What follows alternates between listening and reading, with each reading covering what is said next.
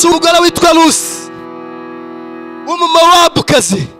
Wumva seve yari afite, wumva izina yari afite, Mowabu. Yesu ahabwa icyubahiro.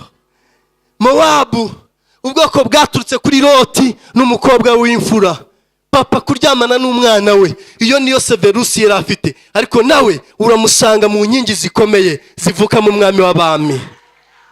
Haleluya, haleluya. Amateka yawe ntabwo azabuza Imana kugutabara. Amateka yawe ntazabuza Imana kukwibuka. Amateka yawe ntazabuza Imana gusohora icyo wavuze. Ntabwo uburyo wavutse, ntabwo uburyo wakuze, ntabwo uburyo wabayeho bizabuza Imana kukugirira neza. Dufite Imana idutabara, ititaye ku mateka yacu, ititaye ku buzima bwacu, yitaye ku mbabazi zayo. Zamura haleluya. Imana tuyicubano niyo gushimwa. Haleluya, haleluya, haleluya. Uyu mugore witwa Rusi, Abanyarwanda babyita ikirongore. Yari ikirongore, yavuye mu yindi nzu. Nkoresha ikinyarwanda cya kera, murambabarira. Nkoresha ibinyarwanda bya kera cyane ko akazi nkora. Yesu ahabwa icyubahiro. Uyu mugore izina yari afite ni izina ry'uko yasohotse mu yindi nzu. Unyumve neza. Irya kabiri ni izina ry'uko yavukaga ku bwoko bwaturutse ku mwana na se. Ariko reba kuntu Imana yuzuye icyubahiro. Imana yamutabaye idashingiye kuri ubwo buzima.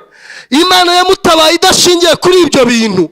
Imana yamutabaye idashingiye kuri ayo mateka ye. Ndakwibutsa ko Imana izagutabara ititaye ku mateka yawe. Ntabwo ari ikibazo cy'ahantu uvuka, ntabwo ari ikibazo cy'ahantu wakuriye. Twese ubuzima twagiye ducamo ni ubuzima bw'amateka atari meza, ariko Imana hinduye. Uyu munsi turagana mu mugisha. Uyu munsi hari ahantu turimo twinjira. Aho ngaho niho Imana igiye kukwinjiza mu izina rya Yesu. Wakwita ku mateka, wakwita ku makuru y'abantu bakuvuga. Imana yacu itugirira neza ititaye kuri ibyo ngibyo. Haleluya. Uza abadamu bangahe Imana yongeye kubakira ingo? Uza abakobwa bangahe babyariye iwabo, abantu bakavuga yuko batazashaka, Imana yongeye igaha ubuzima. Dufite Imana itwitaho ititaye ku mateka yacu. Ndimo nasatira gusoza rino jambo. Zamura Yesu icyubahiro. Haleluya. Hari amateka yawe wibutse atari meza, hari amateka yawe wibutse ataragenze neza, hari igikomere cy'amateka wabutse ugenderamo.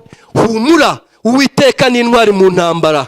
Ntabwo yitaye ku mateka y'ubuzima bwawe, ntabwo yitaye ku hantu wanyuze. Itegereje ko ijambo yavuze risohora ku buzima bwawe. Itegereje ko ijambo yavuze irisunikisha imbaraga zayo, ugatangira kuryakira. Ahangaha uzahinduka ubuhamya imbere y'abantu benshi. Haleluya.